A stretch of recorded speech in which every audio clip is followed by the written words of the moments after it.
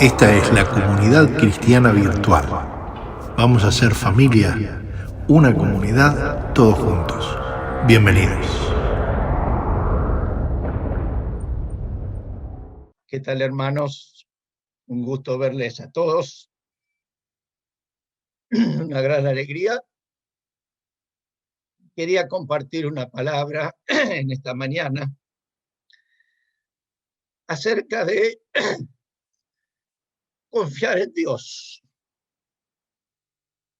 La vida incluye interrogantes que nunca serán respondidos, que solo pueden ser sobrellevados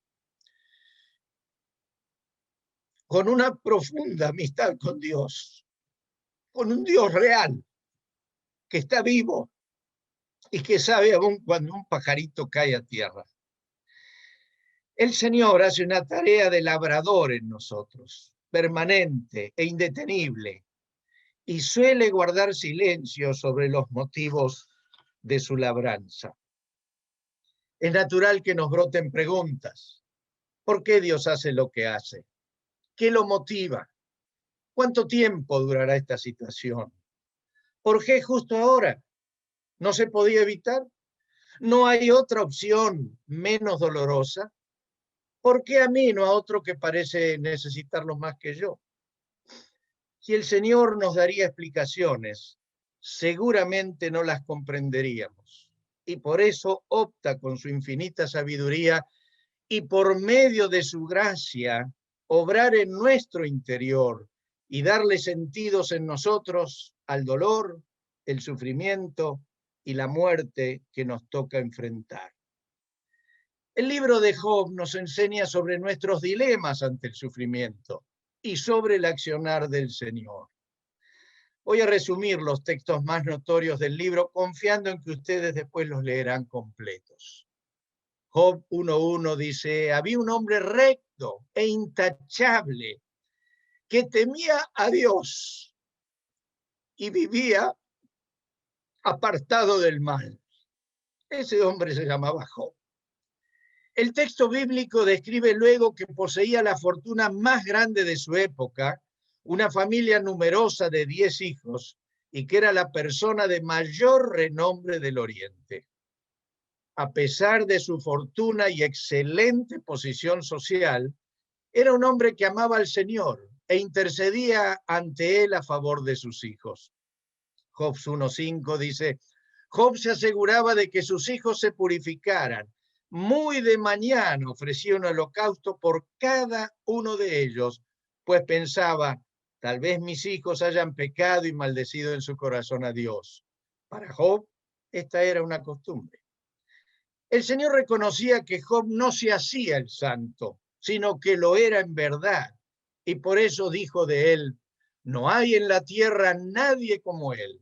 Es un hombre recto e intachable, que me honra y vive apartado del mal. Dios se enorgullecía de Job. Lo tenía en alta estima. Sabía que su fe era real. Y hermanos, el Señor nos ama tanto como a Job, pues Él no ama por medida. Pero a veces me pregunto, ¿en qué concepto nos tiene? Hasta aquí todo era idílico, maravilloso y real. Es la vida que todos desearíamos vivir y la que Dios desea también que disfrutemos. Sin que podamos entender por qué, Satanás tiene acceso a dialogar con Dios y lo desafía. Dice capítulo 1, versículos 9 al 11, que le dice el diablo a Dios: ¿y acaso Job te honra sin recibir nada a cambio? ¿Acaso no están bajo tu protección él y su familia y todas sus posesiones?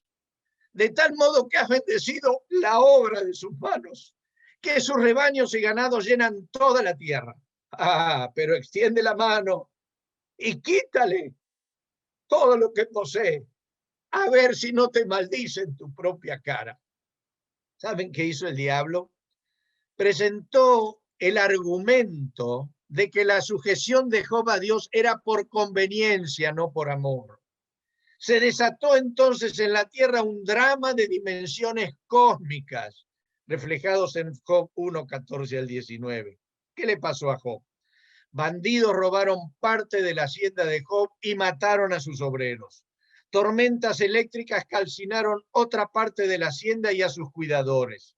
Y otro grupo de asaltantes robaron el resto de la hacienda y mataron a los obreros. El drama aumentó en la vida de Job, pues se derrumbó la casa donde estaban de fiesta los 10 hijos de Job y todos murieron. Una a una fueron llegando estas noticias, llenando de dolor a Job, y sin que él tuviera revelación o palabra alguna de parte de Dios del por qué o para qué estaban sucediendo estas calamidades. ¿Cómo reaccionaría yo? ¿Cómo reaccionó Job a esta terrible realidad? Dice versículos 20 y 21. Al llegar a este punto, Job se levantó, se rasgó las vestiduras, se rasuró la cabeza y luego se dejó caer al suelo en actitud de adoración. Y entonces dijo: desnudo salí del vientre de mi madre y desnudo he de partir. El Señor ha dado, el Señor ha quitado. Bendito sea el nombre del Señor. Esto explica la razón por la que el Señor tenía en tan alta estima a Job y se enorgullecía de él. Dice el versículo 22 del primer capítulo que a pesar de todo esto, Job no pecó ni le echó la culpa a Dios. Aleluya. Job nunca supo por qué acontecieron estas desgracias, pero mantuvo su convicción de que nada estaba fuera de la voluntad de Dios. Dios confió en Job y Job confió en Dios, más allá y a pesar de la realidad que le tocó vivir. ¿Saben?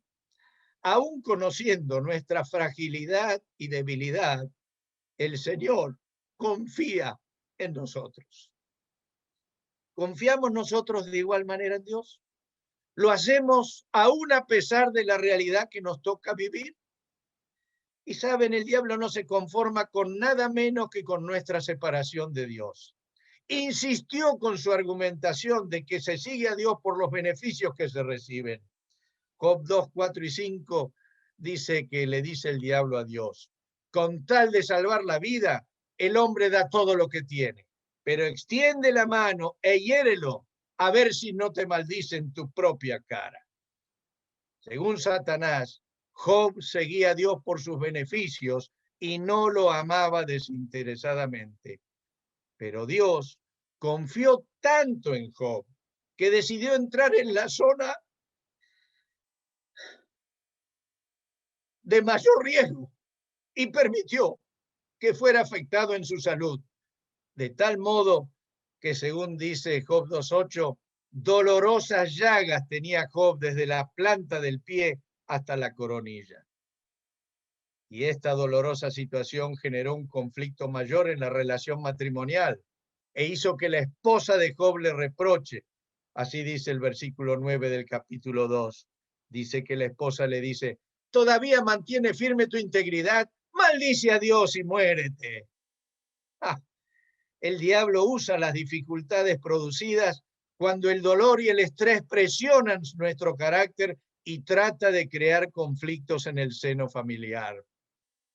Pero la respuesta que Job dio a su esposa, seguimos entendiendo por qué Dios confiaba en Job. Dice el versículo 10 de ese capítulo 2, que responde Job a su esposa: mujer, hablas como una necia. Si de Dios sabemos recibir lo bueno, ¿no sabremos recibir también lo malo? Y las Escrituras resaltan aún más la actitud digna de Job, indicando que dijo: a pesar de todo esto, Job no pecó ni de palabra. Cuando dice ni de palabra que no pecó, entiendo que tampoco pecó de pensamientos. Esto es lo que creo que quiere decir el escritor sagrado. No pecó ni en lo que pensó acerca de Dios, ni profirió nada que ofendiese a Dios. Job pasó en el término de horas de una situación de vida ideal a una de realidades más que dolorosas. Dios no lo consultó, no le advirtió, no le reveló nada en absoluto que le hiciera sentir mejor. ¿No sería más fácil y llevadera la lucha de Job si sabía por qué le pasaban esas calamidades? Job quedó en el centro de una lucha cósmica entre el bien y el mal, donde se debatían cuestiones que tuvieron, tienen y tendrán vigencia hasta el fin de la humanidad. ¿Sabe cuáles son esas cuestiones? ¿Se puede amar a Dios por encima de los beneficios que nos da? ¿Se puede amar a Dios si no quita de nosotros el sufrimiento que no merecimos recibir? ¿Se puede amar a Dios si no contesta nuestras preguntas? ¿Está Dios obrando aun cuando yo no lo percibo y la realidad me golpea? Es interesante que desde el capítulo 2 al 37 de Job, el libro destaca el drama que nos toca vivir cuando caemos en desgracias. A veces ese drama proviene de gente cercana, como lo fueron los amigos de Job, otras de algún personaje circunstancial, y la más de las veces de nosotros mismos. Y entonces, ¿qué nos sucede? Debemos enfrentar nuestras propias preguntas, dudas y crisis. Job se sabía inocente, no había hecho nada, humanamente hablando, para merecer tales males. Nos toca afrontar el dolor interior, producido por la aparente incoherencia de haber honrado a Dios en todo, e igual tener que padecer una prueba tan desmedida. A veces debemos soportar la acusación de quienes afirman que lo que nos pasa es por pecados no confesados. La mayoría de las personas creen que un Dios justo y poderoso tiene obligatoriamente que recompensar a los que hacen bien y castigar a los que hacen mal. Y cualquier modificación a esta regla les suena como una injusticia. A veces también debemos escuchar a incoherentes decir que no salimos de esa situación por falta de fe. Y lo más duro que nos ocurre, el silencio de Dios. Ah, si en esos momentos Dios tan solo dijera una palabra. En el capítulo 31, Job hace una defensa de su integridad, de sus correctas motivaciones y de la justicia y santidad con las cuales se manejó durante toda su vida. De ese capítulo 31, el versículo dice de Job: yo había convenido con mis ojos no mirar con lujuria a ninguna mujer. Versículos 16 y 18. Jamás he desoído los ruegos de los pobres, ni he dejado que las viudas desfallezcan. Jamás el pan me lo he comido solo, sin querer compartirlo con los huérfanos. Desde mi juventud he sido un padre para ellos. A las viudas las he guiado desde mi nacimiento. Versículos 29 y 30. ¿Acaso me he alegrado de la ruina de mi enemigo? ¿Acaso he celebrado sus desgracias? Jamás he permitido que mi boca peque pidiendo que le vaya mal. Y versículo 35. ¿Cómo quisiera que Dios me escuchara? Estampo aquí mi firma. ¿Qué me responde el Todopoderoso? Frente a tal integridad de Job, a tan indiscutible inocencia, sabiendo el drama espiritual cósmico planteado y del que Job nada sabía, es esperable que el Señor expresara palabras de consuelo. Y Dios siguió guardando silencio. En el capítulo 13, versículo 3, Job peticionó hablar con Dios y le dijo: quisiera hablar con el Todopoderoso. Me gustaría discutir mi caso con Dios. No sabía lo que decía Job. Hay un refrán que dice: ten cuidado con lo que le pides a Dios, pues puede que lo consigas. Por fin, en el capítulo 38 comienza a hablar Dios. ¿Qué dirá? ¿Dará explicaciones a Job? Veamos. Versículos 1 al 4. El Señor le respondió a Job desde la tempestad. Le dijo: ¿quién es este que oscurece mi consejo con palabras carentes de sentido? Prepárate a hacerme frente. Yo voy a interrogarte y tú me responderás. ¿Dónde estabas cuando puse las bases de la tierra? Dímelo, si de veras lo sabes. Y saben, de ahí, capítulo 38, 39 y 40, Dios hace vislumbrar a Job quién es Dios. ¿Y saben cómo lo hace? Revelándole su gloria y sabiduría infinita, pero sin dar respuesta alguna a los interrogantes de Job. ¿Qué efecto produjo en un hombre dolido, sufriente, que esperaba respuestas a preguntas concretas, la revelación de la gloria de Dios? El siguiente diálogo lo muestra en Job 41 y 2. Dice, el Señor dijo también a Job, ¿corregirá al Todopoderoso quien contra él contiende? Que le responda a Dios quien se atreve a acusarlo. Y aquí viene la respuesta de Job. Entonces Job le respondió, ¿qué puedo responderte si soy tan indigno? Me tapo la boca con la mano. Hablé una vez y no voy a responder. Hablé otra vez y no voy a insistir. Es evidente que no fueron respuestas a sus interrogantes lo que hicieron un cambio en Job. El haber vislumbrado la gloria de Dios, la inmanencia de Dios, la infinitud de Dios, hizo que algo cambiase en su corazón y pasase de ser un acusador o alguien que exigía respuestas a alguien que adoraba y se rendía a la voluntad de Dios. Ahora, ¿saben? Si yo fuera Dios, al oír la respuesta de Job, le habría dado un abrazo rompehuesos. Pero Dios, por serlo, usa herramientas divinas, no humanas. Y todo el resto del capítulo 40 y 41 sigue mostrando a Job su gloria, su poder, su magnificencia, su sabiduría. ¿Y saben por qué? Porque Dios sabe que las heridas del alma no se sanan con respuestas de por qué o para qué, sino derramando en nosotros el bálsamo, el ungüento de su gracia y su gloria. Por eso, comprendiendo su propia finitud y la infinidad de Dios, Job termina exclamando, capítulo 42, versículos 1 al 6, yo sé bien que tú lo puedes todo, que no es posible frustrar ninguno de tus planes. Reconozco que he hablado cosas que no alcanzo a comprender, de cosas demasiado maravillosas que me son desconocidas. De oídas había oído hablar de ti, pero ahora te veo con mis propios ojos, por tanto me retracto de lo que he dicho y me arrepiento en polvo y ceniza. Job captó por la gloria de Dios que su alma era sanada. La acusación de Satanás fue, Dios, los que te siguen lo hacen para lograr tus favores. Dios, en realidad los estás sobornando.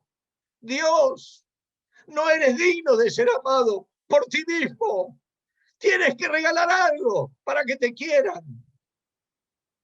Lo que Satanás trató fue de poner a Dios en el banquillo de los acusados. ¿No hacemos nosotros lo mismo cuando nos quejamos porque Dios se lleva a alguien a quien nosotros no estamos de acuerdo que se lleve? ¿No hacemos lo mismo cuando cuestionamos a Dios por una enfermedad incurable que se declara de golpe, o por la pérdida de un empleo, o por tantas otras cosas que nos parecen inmerecidas? Dios no respondió a Satanás, sino que revirtió la cuestión. ¿Saben a qué la revirtió? A la siguiente. ¿Cuánto me amas, Job? ¿Cuánto me amas, Job? ¿Cómo respondes a la gravedad de lo que te toca vivir? El labrador celestial probó que la fe de un ser humano puede ser genuina e independiente de las dádivas y favores de Dios. Por eso se valió de un hombre como Job. ¿Podrá valerse también de nosotros? La revelación de su propia limitación y la grandeza del Padre le permitió a Job sobrellevar su dolor. La historia de este hombre notable no proporciona ninguna respuesta a nuestros por qué, pero sí nos dice cómo actuar ante ellos. Hermanos, nos corresponde confiar en Dios, aunque todo lo que nos pase indique lo contrario, y proclamar como Pablo en Romanos 8, 11, en la versión Dios habla hoy. Dice así, versículos 32 al 36. Qué profundas son las riquezas de Dios y su sabiduría y entendimiento. Nadie puede explicar sus decisiones ni llegar a comprender sus caminos. Pues ¿quién conoce la mente del Señor? ¿Quién podrá darle consejos? ¿Quién le ha dado algo antes para que él tenga que devolvérselo? Porque todas las cosas vienen de Dios y existen por él y para él. Gloria para siempre a Dios. Amén. Dios les bendiga, hermanos. Mantengamos la fe.